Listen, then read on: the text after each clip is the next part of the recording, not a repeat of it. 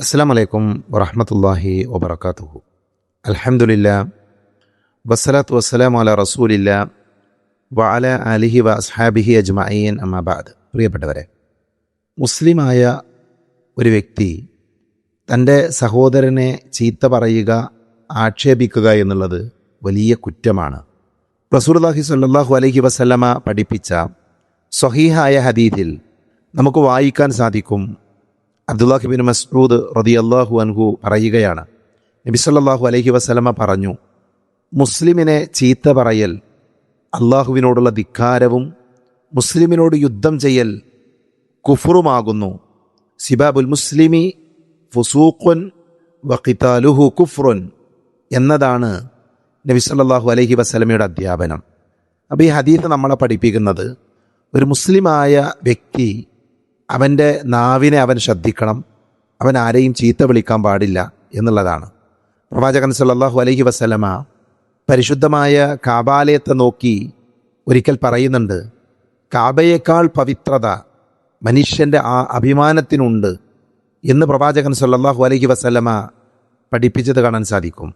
കാബയേക്കാൾ പവിത്രത മനുഷ്യൻ്റെ അഭിമാനത്തിനുണ്ട് എന്ന് പറയുമ്പോൾ ആ അഭിമാനമുള്ള മനുഷ്യൻ്റെ അഭിമാനത്തെ വ്രണപ്പെടുത്തുന്നത് എത്രമാത്രം കുറ്റകരമായിരിക്കും.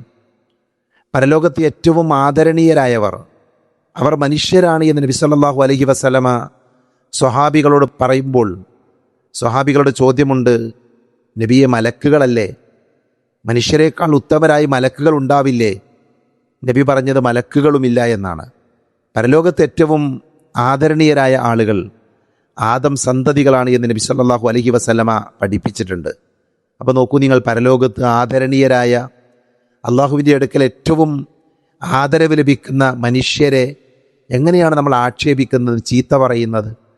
അതുകൊണ്ട് തന്നെ വിശ്വാസികളുടെ ഇടയിൽ ഒരിക്കലും വന്നു പോകാൻ പാടില്ലാത്ത ഒരു കുറ്റമാണ് ചീത്ത പറയുക, തെറി പറയുക എന്നുള്ളതൊക്കെ.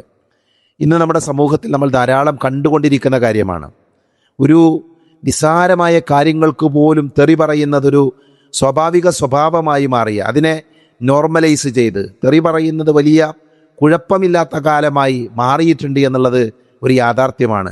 പേനയൊന്ന് തെളിയാതെയായാൽ ഉടനെ തെറി പറയുന്ന മനുഷ്യന്മാരുണ്ട്.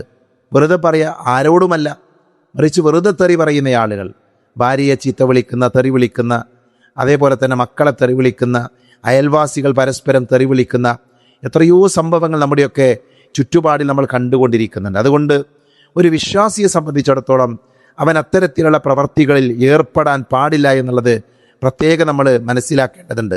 മഹാനായ ഇബ്നു ബാസ് റളിയല്ലാഹു അൻഹുവിൻ്റെ ചരിത്രത്തിൽ നമുക്ക് ഒരു സംഭവം കാണാൻ സാധിക്കും.